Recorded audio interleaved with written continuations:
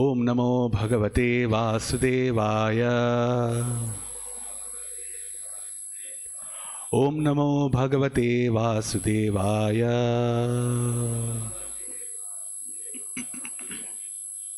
So today we are reading from Srimad Bhagavatam, Canto 10, Chapter 20, the rainy season and autumn in Vrindavan. And we will be discussing text 14 and 15. Text 14 does not have a purport. So I will read text 14 first, and then text 15 we can repeat together.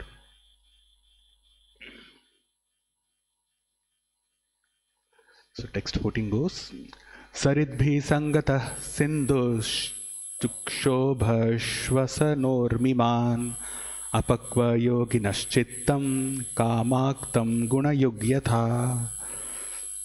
Where the rivers joined the ocean, it became agitated, its waves blown about by the wind, just as the mind of an immature yogi becomes agitated because he is still tainted by lust and attached to the objects of sense gratification.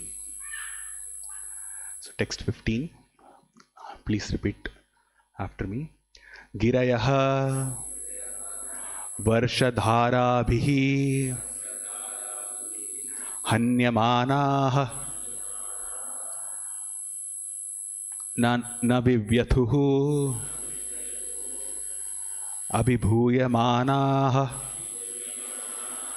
vyasanaihi yatha adhokshaja chetasaha Girayo varshadharabhir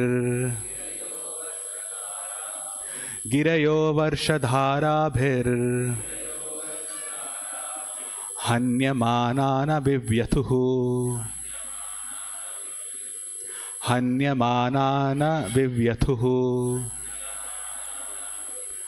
abhibhuyamana vyasanair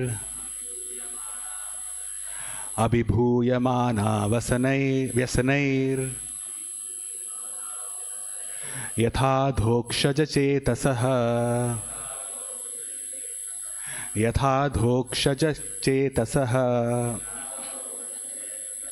Girayo varshadharabhir hanyamanana vivyathuhu abhibhuyamana vyasanair yatha dhokshaja chetasaha Girayo varshadharabhir hanyamanana vivyathuhu abhibhuyamana vyasanair yatha dhokshaja chetasaha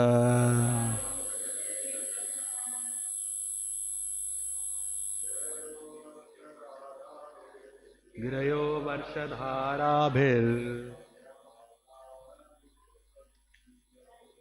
hanyamanana vivyathuhu abhibhuyamana vyasanair yatha dhokshaja chetasaha Girayo varshadharabhir hanyamanana vivyathuhu abhibhuyamana vyasanair yatha dhokshaja chetasaha Girayo varshadharabhir hanyamanana vivyathuhu abhibhuyamana vyasanair yatha dhokshaja chetasaha. Matajis. Girayo varshadharabhir hanyamanana vivyathuhu abhibhuyamana vyasanair yatha dhokshaja chetasaha. Girayaha, the mountains. Varshadharabhihi, by the rain-bearing clouds.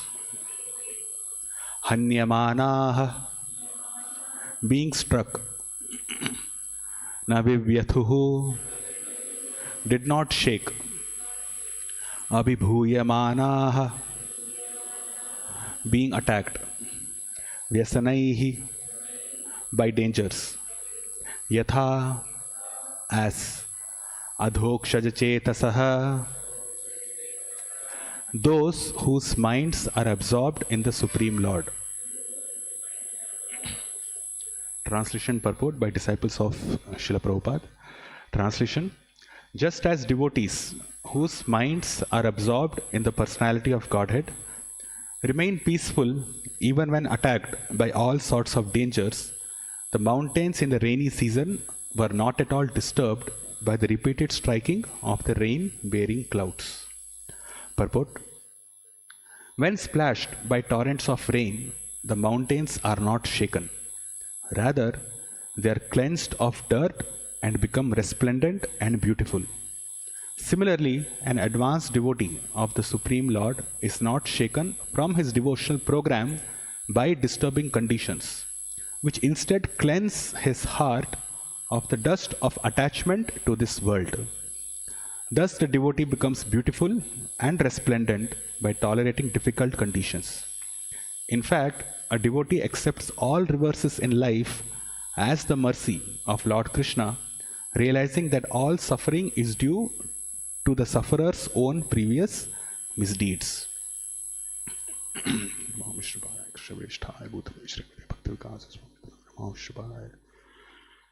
Krishna Bhutale Srimade Bhakti Vedanta Swami Namaste Sana Sandeve Gauravani Pracharini Shunavadi Past Adiveshakaran Shri Krishna Chaitanya Nityananda Shri Advaita Gadadhara Srivasadi Gaura Bhakta Vrinda Hare Krishna Krishna Krishna Hare Hare Hare Ram Ram Hare Hare Kankati Bhajala Hare Tripad Vande Shri Guru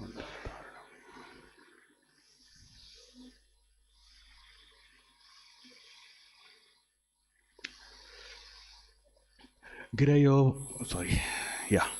Varshadhara Bhir Hanyamanana Vivyathuhu Abhibhuyamana Vyasanair Yathadhokshajachetasah. Just as devotees whose minds are absorbed in the personality of Godhead remain peaceful even when attacked by all sorts of dangers, the mountains in the rainy season were not at all disturbed by the repeated striking of the rain-bearing clouds. So, we are continuing our discussion on Srila Shukadeva Goswami's description of the rainy season and autumn in Vrindavan.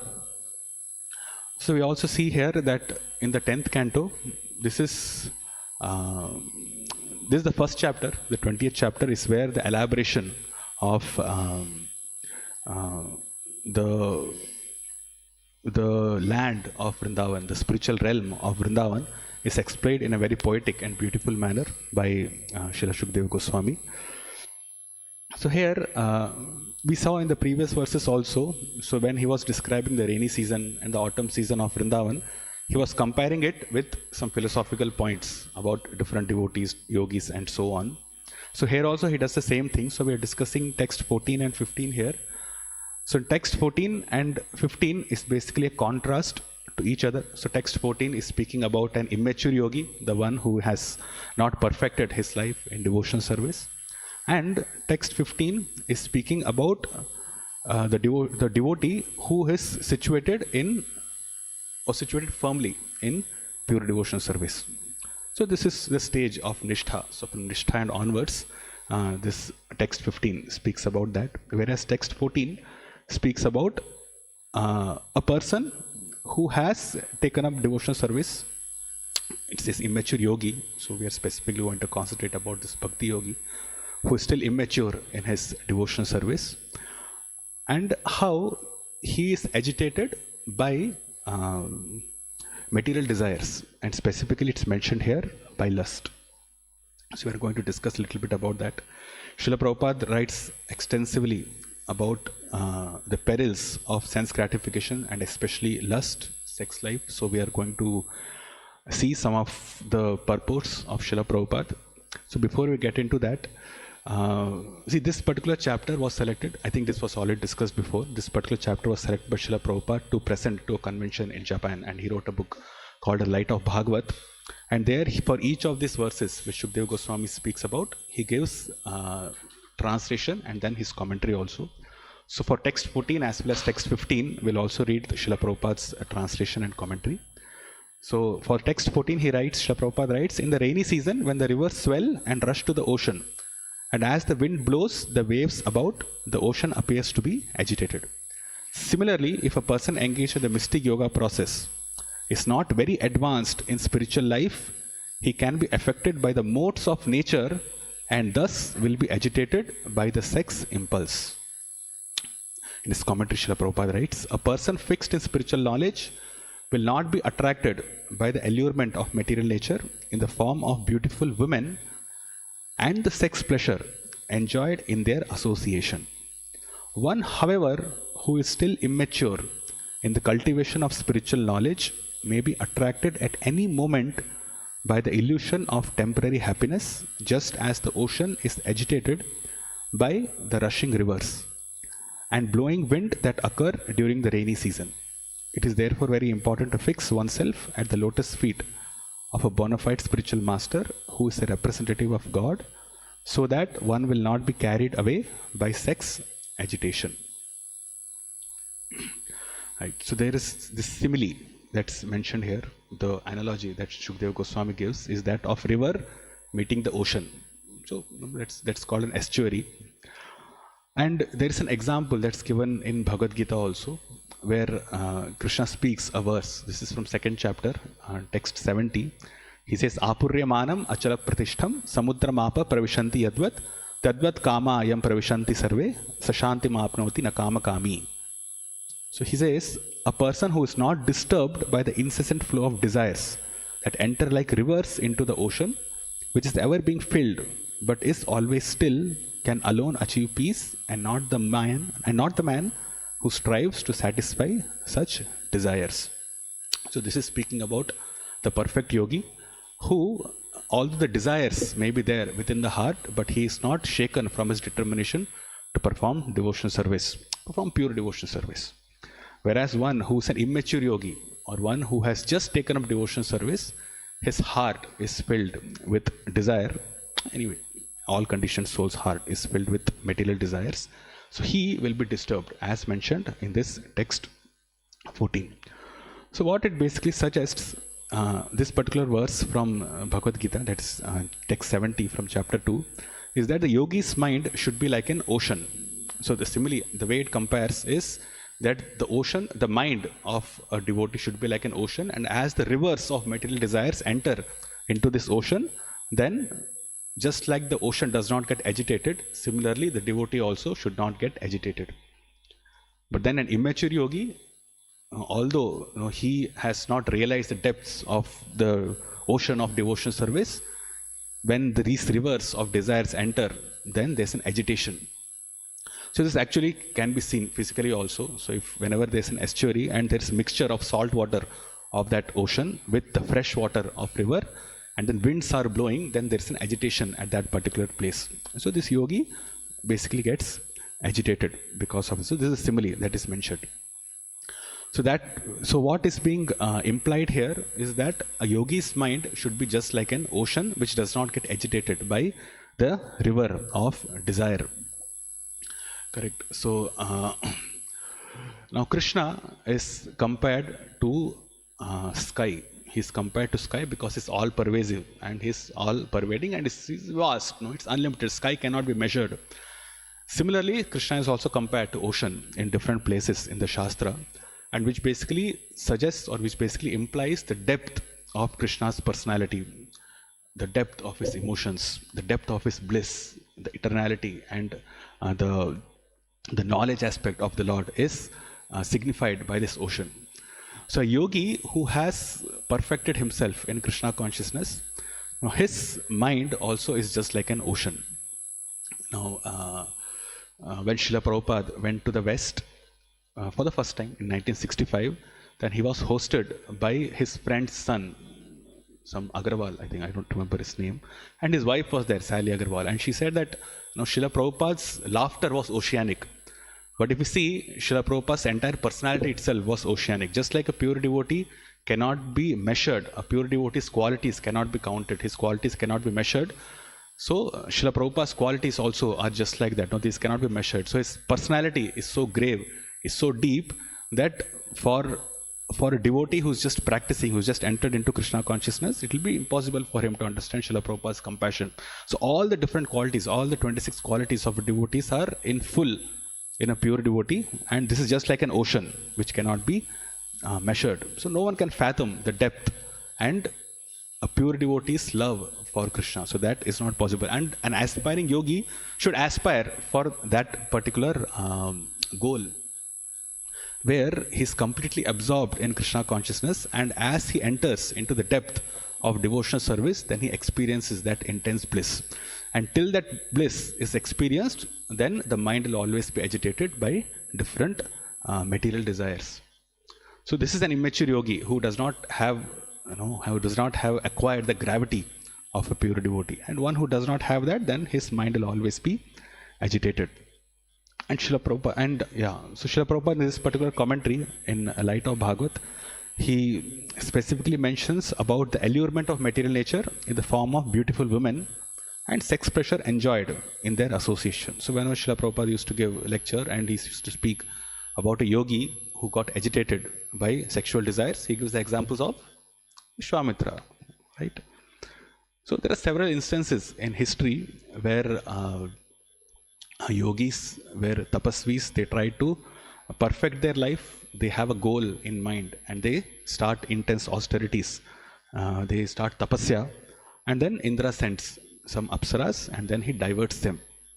Correct? There are several instances. Vishwamitra was attracted to Menaka and Shakuntala was conceived by that. And then we know of this, that Menaka was sent to Vishwamitra, but then after this, then because Vishwamitra got agitated by the sexual desires, he wanted to control that. And then he got benediction from Brahma that he becomes Maharishi. So there was a sequence in which Vishwamitra attained his position. So first he was a Kshatriya, the son of Gadhi, and from there he became a Rishi, then he became a Raja Rishi, then he became Maharishi, and then he became a Brahma Rishi. So in each of these different stages, he was actually agitated by different desires which were there in his heart. Although he was doing it for a purpose, by the time he reached Brahma Rishi, then he has forgotten all the enmity that he had with Vasishtha. So when Menaka was sent, Vishwamitra was just a Raja Rishi. He was not a Maharshi yet. And after Menaka was sent, and then Vishwamitra lost his entire tapasya merit, then he cohabited with Menaka, then Shakuntala was born, and then after 100 years he realized what he has done. So after that he did tapasya to conquer his lusty desires. And then when he was able to do that, then he was awarded the position of Maharishi.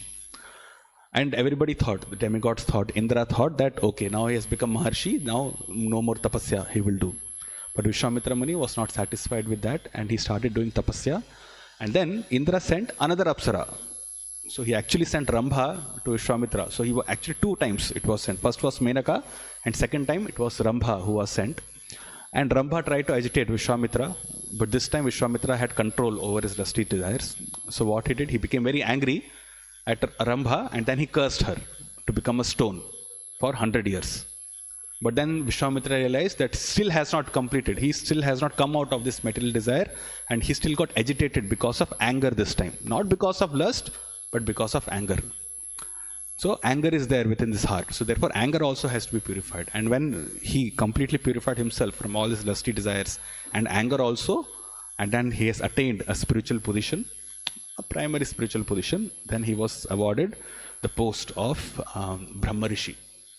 And after he became Brahma Rishi, then because his heart has been completely purified because of all his austerities and tapasya, he did not have lust in his heart and he did not have anger also in his heart. And that was the reason. Now, after this, then the Lord became satisfied with him and he got the association of Lord Ramchandra and Lakshman. And he basically acted as their spiritual master when he took them to kill Tataka, and then he instructed them also in Bala, Atibala and so on. So although in a devotee's life, these lusty desires may come, but then Vishwamitra's story is primarily projected as one who fell down from association with Menaka, but then also instructive in the sense that he was able to overcome these lusty desires. He was able to overcome his anger also by severe austerities and penances, and then he was able to conquer that. So those immature devotees, they should not think, or rather, all of us who are immature devotees, we should not think that it is not possible for us to conquer all these material desires. By the grace of Chaitanya Mahaprabhu, by the grace of the holy name, it is possible. Right? And there are other instances also where Tilottama was sent to fight, to incite the fight between Sunda and Upasunda. So many instances like this. And Urvashi was also one of the Apsaras who was, or rather, by this Mitra and Varuna, the demigods, the Adityas, they lost their composure by looking at the beauty of Urvashi, and then they discharged semen, because of which Vasishtha and Agatsya were born. So these two great sages were actually mothered by Urvashi. And then there's a famous story of Urvashi and Pururava also. So Shastras basically have all this, if you can call them erotic stories. Even if you see in Bhagavatam also and different Puranas also, the attraction between the man and the woman is, it's elaborated in a very, or rather it's described in a very elaborate manner. And the reason for that is to understand for us, those who are practicing, those who are following the Vedic scriptures, for a human being to understand that this attraction is not something which can be discounted for. So the attraction between a man and a woman, the attraction between a male and a female cannot be discounted for, and there are so many ways, there are so many varieties in which a man can be attracted to a woman and in which a woman can incite a man, and therefore these are all the different types of ways, these are all the different varieties in which it is possible for us to be affected by these lusty desires. So therefore we should overcome these lusty desires, and therefore we should be fixed up. The determination should be there. And this is why all these things are discussed in the Shastras, in the Puranas also. So the toughest hurdle for a conditioned living entity is to overcome this lusty desire. So we can learn all kinds of philosophy. We may be situated in devotional practices also. We may be performing devotional service also. But then until this disease, this anartha nivritti process happens, the disease of lusty desires within the heart is removed, making progress in Krishna consciousness is almost impossible. And specifically in relation to Grihasthas, Srila Prabhupada in Chaitanya Charitamrita, in Antilila, he writes in a purport. So this is Chaitanya Mahaprabhu speaking to Raghunath Bhatta Goswami. So he's instructing Raghunath Bhatta Goswami that you have performed spiritual practices so nicely. Now you should not get into this Grihastha ashram. You've already made enough progress. Now you should not get into Grihastha ashram at all. It is not possible. You should not do that. So the purport, I'll do the translation also. So Shri Chaitanya Mahaprabhu says, after 8 months, when Shri Chaitanya Mahaprabhu bade farewell to Raghunath Bhatta, the Lord flatly forbade him to marry. Do not marry, the Lord said. In purport, Srila Prabhupada writes, Raghunath Bhattacharya had become a greatly advanced devotee while still unmarried. Sri Chaitanya Mahaprabhu could see this, and therefore he advised him not to begin the process of material sense gratification. Marriage is a concession for people who are unable to control their senses. Raghunath, however, being an advanced devotee of Krishna, naturally had no desire for sense gratification. Therefore, Sri Chaitanya Mahaprabhu advised him not to enter the bondage of marriage. Then Srila Prabhupada writes, this is important. He says, generally a person cannot make much advancement in spiritual consciousness if he is married. Okay, so that is done. He becomes attached to his family and is prone to sense gratification. Thus, his spiritual advancement is very slow or almost nil. So Srila Prabhupada, generally speaking, a person who's married, then he cannot make much advancement in spiritual consciousness because, what is the reason?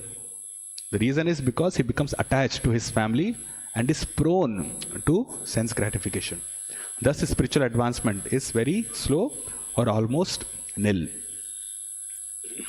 So, if we see the psychology, this might seem to be a very strong statement. So, what about all of us who are grihasthas? Are we making advancement? Will you be able to make advancement or not? So, we have to understand why Srila Prabhupada writes it and what the context in which he writes. And if we see in the modern situation also, or rather in the modern situation, when a person is married, there are umpteen moments, there are several situations in which he is alone with his wife. And if the heart is not purified of these lusty desires, then there are so many situations where he's alone with his wife, and then there's a situation to get intimate with his wife. Right? So lusty desire, there is a vent, or there is a way to vent out those lusty desires, which is possible. It was not there in the traditional society, because the traditional society people used to live in a joint family. So there were separate quarters for women, there were separate quarters for men, and because of the presence of elders and presence of so many members within the family, the association of a husband with his wife was very limited. And there was no opportunity to have coming physically close. But nowadays, because of this nuclear family, so we can say, in one sense, the breakup of traditional families and the bringing about of nuclear families has basically increased the lusty desires of men and women.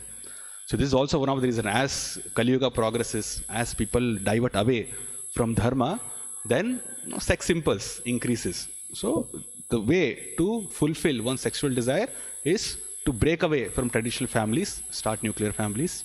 And now the nuclear families are also being broken, and then people are living together, and then it degrades down to animalistic life. So in a marriage, at least in the present situation, the situation which Srila Prabhupada taught us, gave us all these books, and the way he saw the way marriages used to work in Western countries and in India also at that time. And anyway, in Western countries, that time there was marriage, but nowadays marriage has literally kind of disappeared.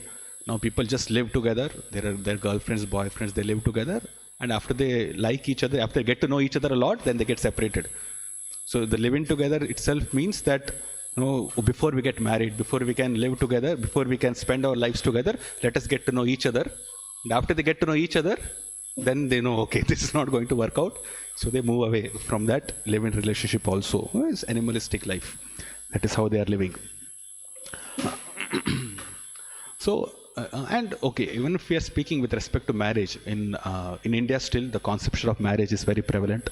So there, because of these nuclear families, there's lots of chance of husband coming close to his wife and then getting intimate. So all these things basically stop one's advancement in spiritual life. This free mixing will not work. So one cannot make spiritual progress if he's having intimate relationships with his wife. And it's not that something gross has to happen, but the mind gets agitated. Specifically about grihasthas, the mind gets agitated even if he sits close to his wife, or even if there's one hug, then also there's a mind gets agitated. So there's so many options, so many opportunities, so many situations are there where the mind of a practicing devotee may get agitated because of this. So that's why Srila Prabhupada writes that if one person is married, generally speaking, if he's married and then if he's attached, if he becomes attached to his family, then and is prone to sense gratification, his spiritual advancement is very slow or almost nil. So grihasthas, maybe they may have joined this movement, they may have taken up devotional service 10 years, 15 years, 20 years back, but because they are not able to overcome this particular attachment, they will not be able to make tangible progress, which leads to frustration, which leads to fights and so many other problems within grihastha life. So why are we discussing all these things is because to identify, before we solve a problem, we have to identify the problem. So this is the problem that is there. So the grihastha should be aware of this, and they should mold their life in such a way that these problems do not have an impact on their spiritual life, or they have a solution for this. That intimacy, that the opportunity to get intimate with one's wife is present in nuclear families, in grihastha life, even for devotees also in this time. So one should be very, very alert that one should not get into such kind of situation. One should be because the goal has to be set. The goal is attaining pure devotional service, love for Krishna. So actually this Srila Prabhupada writes about this very clearly in Bhagavad Gita. This is in 3rd chapter, text 34. In the purport, I'll just read the translation. So Krishna says here, there are principles to regulate attachment and aversion pertaining to the senses and their objects. One should not come under the control of such attachment and aversion because they are stumbling blocks on the path of self-realization. So Krishna is saying that this attachment and aversion can be regulated. Okay, so if the regulation is there, then this attachment and aversion will not create much problem. And then he just says that one should not come under the control of such attachment and aversion. So even if your life is being regulated, still one should not come under the control of this attachment and aversion. Which basically suggests that if the life is regulated, then regulated sense enjoyment is also kind of okay. So this translation, this particular verse suggests that if taken in isolation, that regulated life is still okay. And Srila Prabhupada also said, so those who are not able to control their sexual impulse, they can get married and then they can regulate their life that way. But if you see the purport, Srila Prabhupada writes here very specifically, and he says, he writes, unrestricted sense enjoyment is the cause of material engagement, but one who follows the rules and regulations of the revealed scriptures does not become entangled by the sense objects. Right? So he's clarifying Krishna's point, and then he explains further. For example, sex enjoyment is a necessity for the conditioned soul, and sex enjoyment is allowed under the license of marriage ties.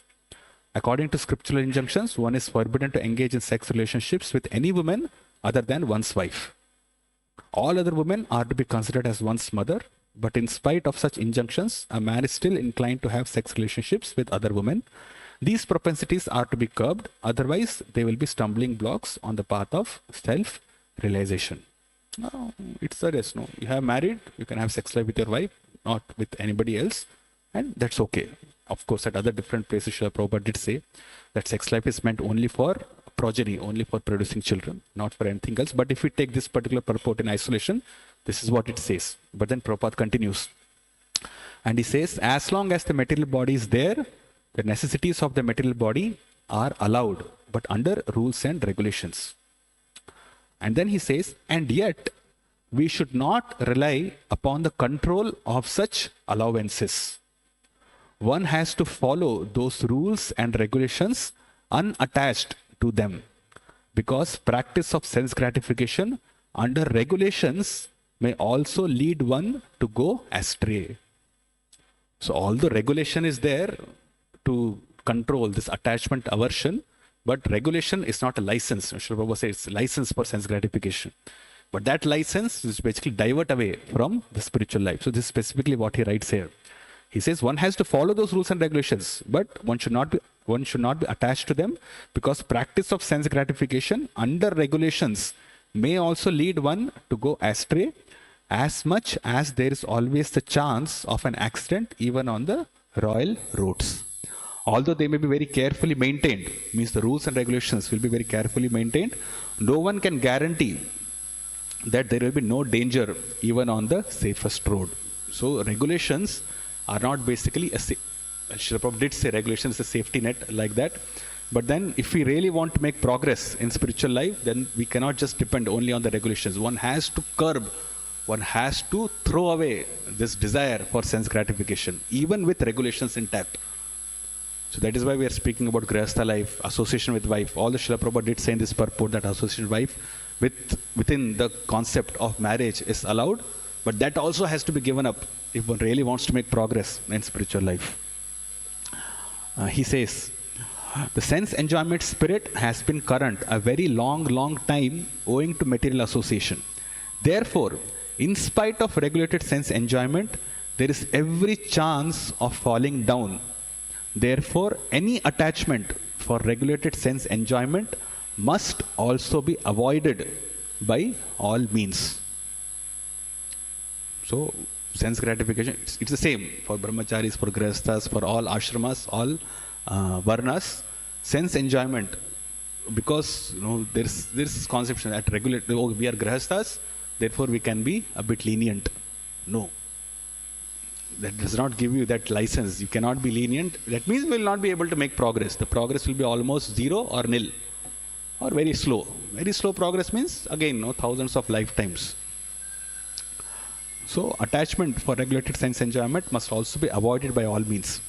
And then Srila Prabhupada continues, but attachment to Krishna consciousness or acting always in the loving service of Krishna detaches one from all kinds of sensory activities.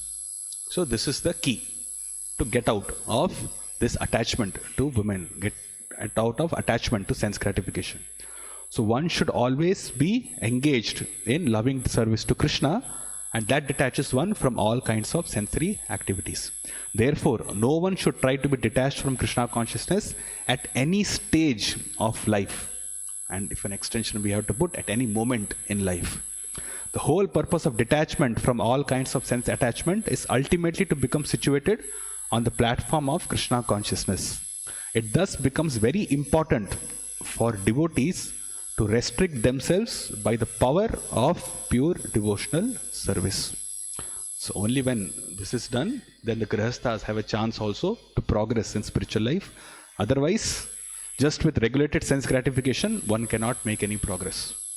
So grihasthas also cannot make any progress with regulated sense enjoyment. So marriage, although Srila Prabhupada said it's a license, but then there are regulations also, and one should not be depending only on this. Regulation is just like the lower rung, so where he does not become adharmic.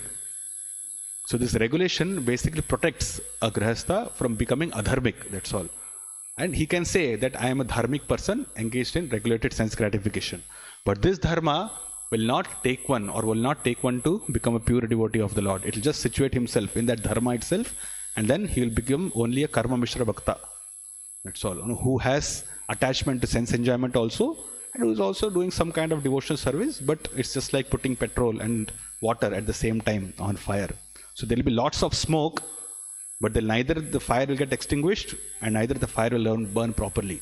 So it's like a semblance of devotional service. We may claim ourselves to be coming to temple, performing devotional service and all, but if we are not able to remove that attachment to sense enjoyment, attachment to one's wife, the wife is not able to remove the attachment to one's husband, then it's just all smoke. The devotional service is only smoke. The fire of devotional service is not burning properly. So yeah, so this is the one. So that's why in this commentary also, in light of Bhagavata, Srila Prabhupada in the last sentence, he specifically writes this. It is therefore very important to fix oneself at the lotus feet of a bona fide spiritual master who is a representative of God, so that one will not be carried away by sex agitation. So under the direction of a bona fide spiritual master, one should engage himself completely in pure devotional service, and that is the only way to come out of the attachment to lusty desires. Otherwise, it is not possible. So the free mixing within marriage between husband and wife is also cause of lack of spiritual progress, which leads to lots of smoke. The smoke here is basically frustration, where no progress is being made, and then there is dissatisfaction in spiritual life also. Right, so this is text 14. Now,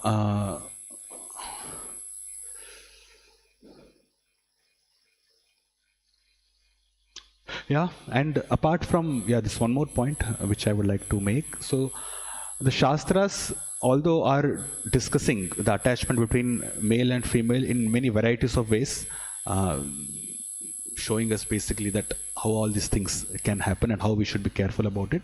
But then they also give examples of devotees who entered Grihastha ashram. So prominent of them are Dhruva Maharaj and Prahlad Maharaj.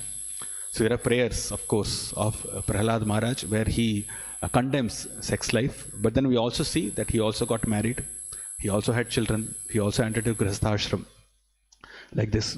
So these stories, Dhruva Maharaj story, Prahlad Maharaj stories, even Arjuna also, and so many, we see of the 12 Mahajanas, we know the 7 Mahajanas are Grihasthas only. So these examples are also there, that although the attachment between a male and a female, between a husband and a wife may be a cause of fall down, but then there's also hope. There are also great pure devotees of the Lord who have been Grihasthas in their life, but then they have not taken this regulated attachment as a safety net, but they have performed pure devotional service, and they have been leaders of the society. Krishna says, Yadyat acharati shreshthas tata devetaro janaha.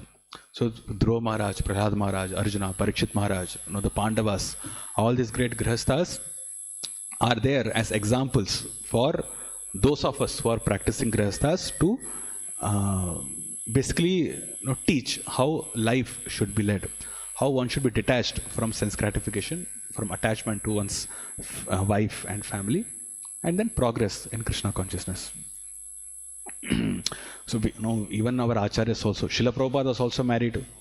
And this example was actually given to me by my Guru Maharaj, Bhakti Vikas Maharaj. He said, there was some conversation that was happening, and he quoted this example, saying that you don't have to worry because you are entering Grihastha ashram, because Prabhupada also Grihastha.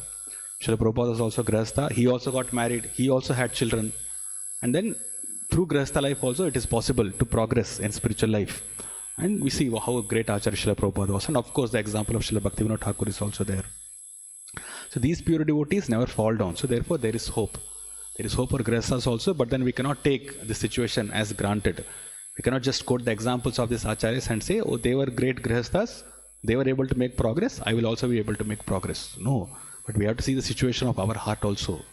What all desires we have. A devotee should always be contemplative. He cannot be mechanical in performing devotional service. He cannot be mechanical in reading. Each and every moment of his life, he has to see what all anarthas he has. In devotional service, if you see, there are these 9 stages, this Ado Shraddha, Tata Sadhu Sangha, then Bhajana Kriya, then Anartha Nivritti. So a practicing devotee, one who takes up devotional service, most of his life is spent in Anartha Nivritti. So that's the prominent thing that we see. Most of his life is spent in Anartha Nivritti. And this happens because there are several reasons for this. There are several, because of the previous life samskaras are there. Because of this life samskara before taking up devotional service, that is also there. And on top of that, there are different anarthas also, which is there within the heart. And one of the reasons why one is not able to cross this path of anartha nivritti is because the devotee is not able to understand what all anarthas he has. So he is not being contemplative, he is not thinking, or he is not contemplative of what all anarthas are there within his heart. So the devotee should always be contemplative. He should be able to understand what is basically blocking his progress in spiritual life. And this understanding comes, or this is wisdom. We know there are 2 things. There is intelligence and then there is wisdom. So an intelligent person may be able to understand things properly, but unless and until he applies it in his life, he will not be called as a wise person. He will be called as an intelligent person. He knows many things, but he will not be using his wisdom, or he is not employing his wisdom. He is not being a wise. So similarly, a devotee may read so many of Srila Prabhupada's book, but then if he is not applying that in his life, then he is just an intelligent devotee. He is not a wise devotee. So one who is wise should be able to contemplate on these things, and he should be able to come out of the anarthas that is basically blocking his spiritual life.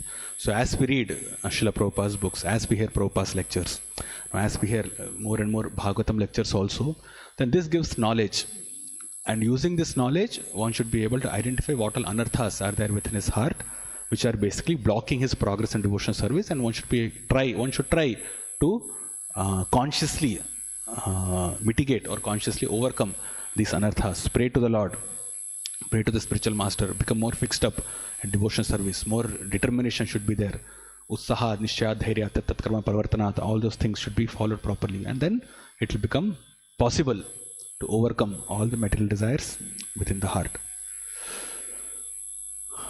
Okay, so so this is text 14. In text 15, this is speaking about the devotee who's already fixed up in Krishna consciousness. This is Nishtita Bhakta.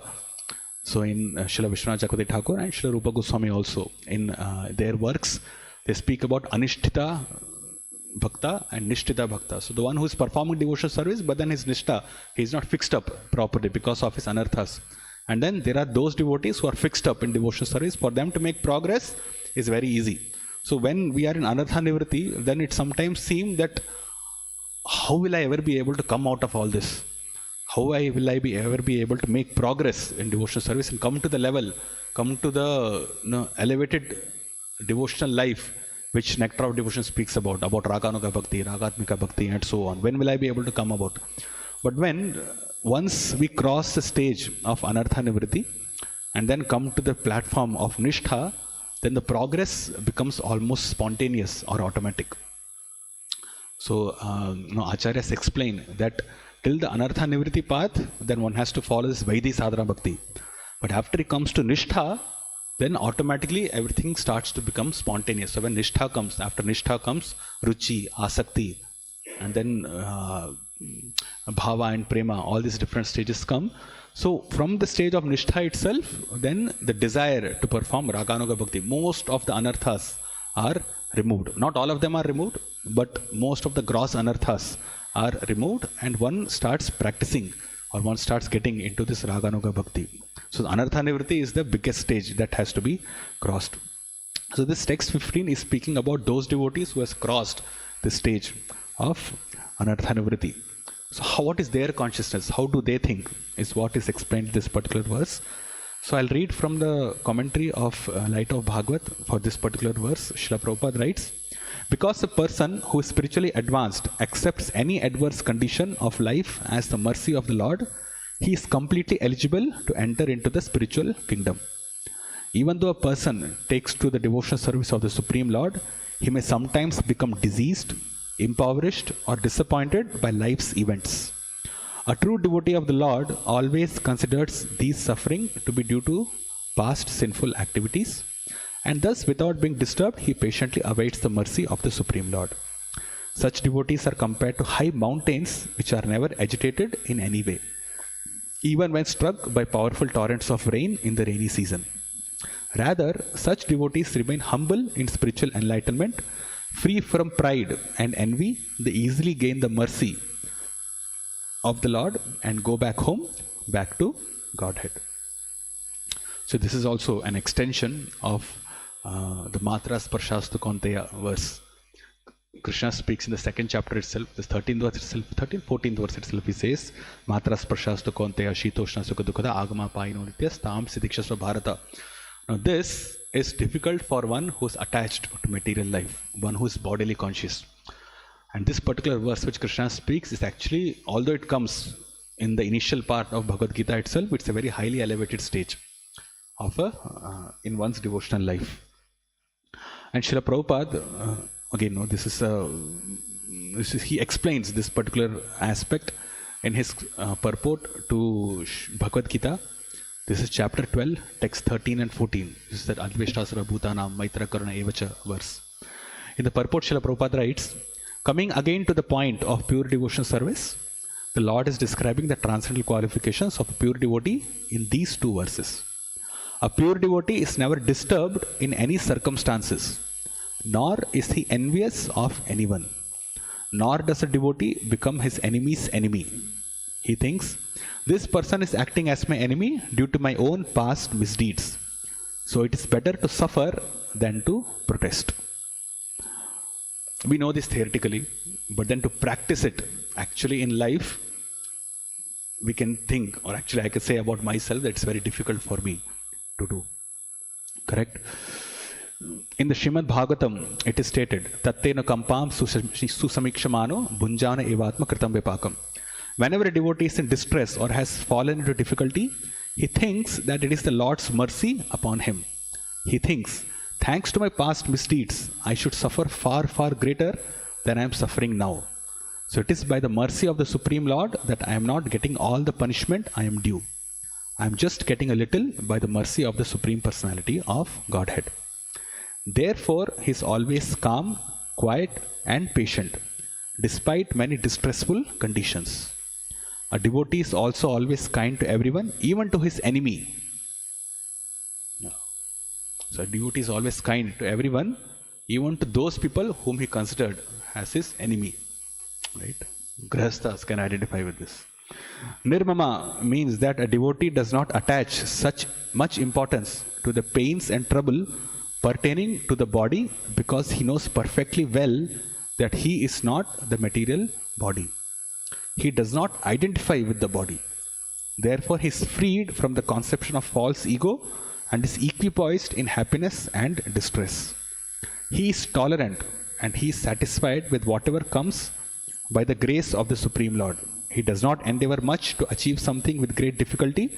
Therefore, he is always joyful. He is completely perfect mystic because he is fixed in the instructions received from the spiritual master, and because his senses are controlled, he is determined. He is not swayed by false arguments because no one can lead him from the fixed determination of devotional service. He is fully conscious that Krishna is the eternal Lord, so no one can disturb him. All these qualifications enable him to fix his mind and intelligence entirely on the Supreme Lord. So again, Srila Prabhupada writes, whatever he writes here, he says that if we do not have, or if we have not cultivated such a mindset, then it is not possible for us to fix our mind and intelligence on the Supreme Lord. So this is a test. Are we able to fix the mind on the Supreme Lord? Are we able to fix our intelligence completely on the Supreme Lord? If not, then it basically suggests that we are still being agitated by the things that is happening around us, by the things that are happening to our body, to our own self and to our extended selves in the form of family, in the form of people around us. We are still being agitated. We are still being affected because of that. And due to this, we are not able to fix our mind and intelligence on the Supreme Lord continuously, entirely. Such a standard of devotional service is undoubtedly very rare. Srila Prabhupada says it's very rare, but a devotee becomes situated at that stage by following the regulative principles of devotional service. So this stage can be attained by this following the regulative principles of devotional service, Vaidhi Sadhana Bhakti. So that's what we have been discussing. So these are all different aspects of anarthas. So till these anarthas are overcome, we will not be able to fix our mind and intelligence entirely on Krishna. That does not mean that those who are agitated by the desires, by material desires or sense gratification, are not devotees of the Lord. They are devotees, but then they are not fixed up. They have not crossed the stage of anartha nivritti. They have not come to the stage of nishtha. And actually Kapila in the 29th chapter in 3rd canto, he explains that also, that devotional service can also be practiced in multifarious ways, and there are devotees who are in mode of ignorance. So that he basically literally says there are tamoguna devotees, there are rajoguna devotees, and there are satvaguna devotees also, and then there are the pure devotees. So we will not have time to discuss all that, but then this is in relation to that. So there he says, I think it's the 8th verse, where he says that those who are practicing devotion service, but then they are still under the control of anger. They think that they are the greatest devotees. They think other devotees as their enemies. They are envious of other devotees. So there's anger about other devotees also. That basically means that such devotees are influenced by the mode of ignorance. So although they are classified as devotees, although they are practicing devotional service, but because they are influenced by mode of ignorance, by tamoguna, due to their anger, their enviousness and other things, they will not be able to make much progress. Similarly, there are devotees in mode of passion also, who think that we should go to the Lord to fulfill my sense gratification. These are the pious Hindus. So although Srila Prabhupada would also say that in India there are so many people who are Krishna conscious. So they are Krishna conscious people also. Those who go to Krishna's temple, Radha Krishna's temple, they pray to the Lord. They can also be classified as devotees at that particular moment. But then it's not pure devotional service, because they are going there only to fulfill their material desires. So those who take up devotional service to fulfill their material desires are those devotees in the mode of passion. So they will also not make much progress. And then there are devotees who are in the mode of goodness, who perform or who are desiring for liberation, or who wants to free themselves from their karmic reactions. So these are the devotees who are in the mode of goodness. So all this devotional service, we say, a person, we go and preach to a person that if you chant Hare Krishna, you can continue doing whatever you are doing in your life and you can chant Hare Krishna. We're actually not preaching pure devotional service at that point. We're only preaching Karma Mishra Bhakti or Jnana Mishra Bhakti and things like that. We are not preaching pure devotional service. Although it is used as an instrument to bring a person to pure devotional service, it can be done. But then the message of pure devotional service should always be stressed upon. That one should not have any material attachment. One should not be coming only to, say, learn Sanskrit or to learn the Puranas and claim himself to be a scholar. These are not the goals. These are not the goals of life. The goal of life is to attain pure devotional service, to love Krishna, to go back to the spiritual world. So that is what pure devotional service means. So devotional service which is influenced by other desires, that's why Rupa Goswami also says, Anya Abhilashita Shunyam. So this Abhilasha, even when we are reading Prabhupada's books, to have that mindset that I'll read all Prabhupada's books and I'll claim myself as the greatest scholar, as a very great scholar who knows Prabhupada's books and all, that's also a subtle material desire. Because our Labh, Puja and Pratishtha is also on the forefront. That is also there in the front. So when we are studying books, the only goal or only thing that should be in the mind is how Krishna should be pleased. How we should not have any other desires apart from pleasing Krishna whenever we are engaged in any type of devotional service. That should be the mindset. If we are thinking about our own satisfaction, about all the benefits that we are going to get if we enter a particular ashram and so on, then devotional service is not pure at that point. It is influenced by the modes of material nature, either goodness, passion or ignorance. So it's very imperative for all the practicing devotees to at least set the goal perfectly. Okay, we may have desires, we may be influenced by so many desires, we may be affected by them, we may have subtle fall downs also, or there might be diversions in our consciousness, but the goal should always be fixed up. The goal should always be fixed that pure devotional service is what we are here for. Human form of life is perfect when he takes up, and when that human being takes up pure devotional service. If he takes up mixed devotional service, then he will not attain perfection. That is not possible. He may have to take lifetimes. And Krishna speaks about that also in the 7th chapter, about 4 kinds of devotees who surrender unto him. So these 4 kinds of devotees who surrender unto him, all of them are motivated by an external desire. So they are not classified as pure devotees. So that is also there. Okay, so I'll stop here. It's time. We have any questions? Yes, Prabhu. Yes.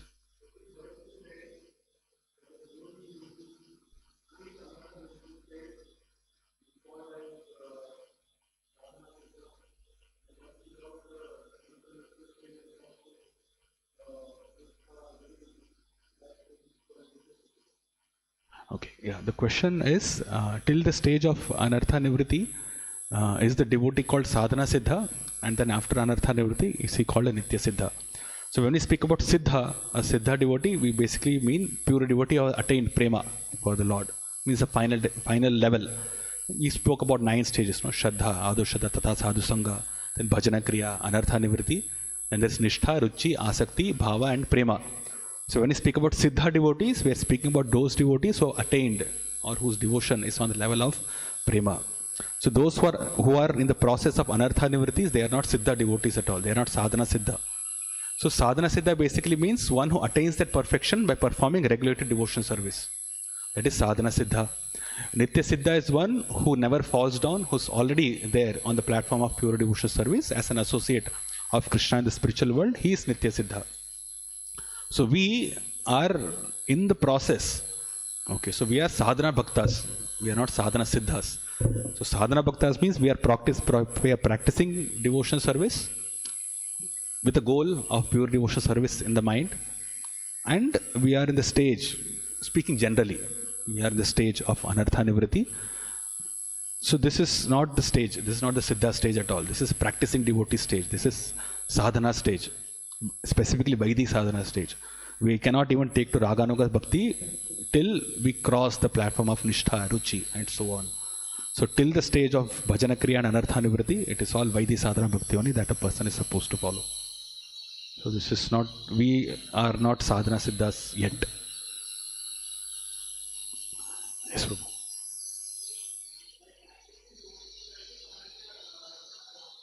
Yes. Yes.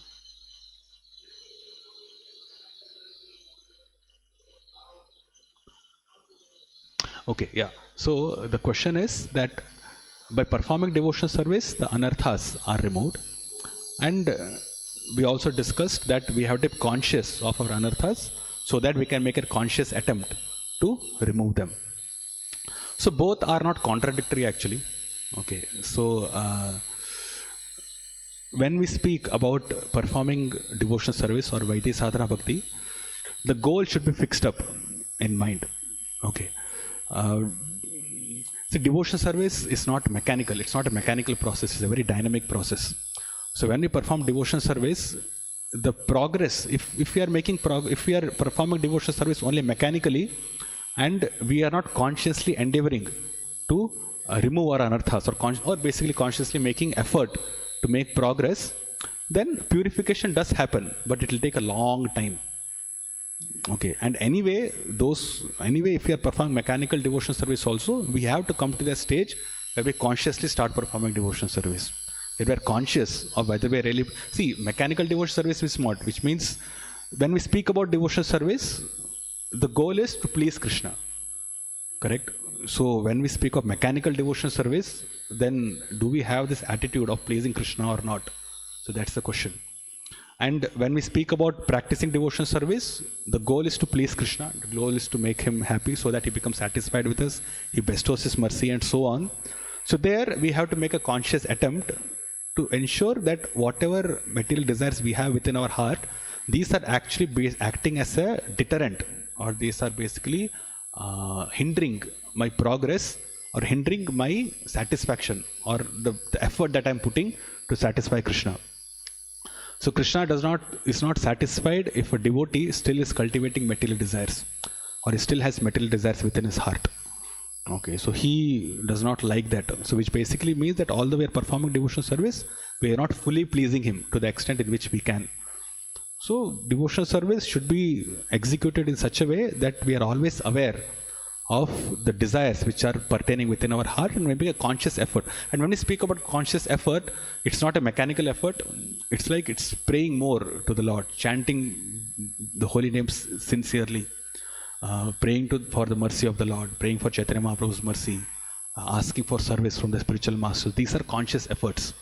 Okay, it's not a mechanical process in a sense that we are going to do some intense tapasya and all these desires will be removed from the heart. We are not those mystic yogis. Devotee, who is a devotee? Devotee means one who surrendered to the Lord. So we are dependent on the Lord for all this anartha nivritti also. And when anartha nivritti does not happen, which basically means that we are not fully surrendered onto the Lord. This is our defect. Our defect is this only. Our defect is because we are not surrendered to Krishna completely. Therefore the anartha still lingers on. To remove it becomes a very difficult task. We somehow think that we are performing devotional service from 10-15 years, we are chanting Hare Krishna Mahamatra, but nothing is happening. The problem is that the chanting is not being done properly. The problem is that surrender is not complete.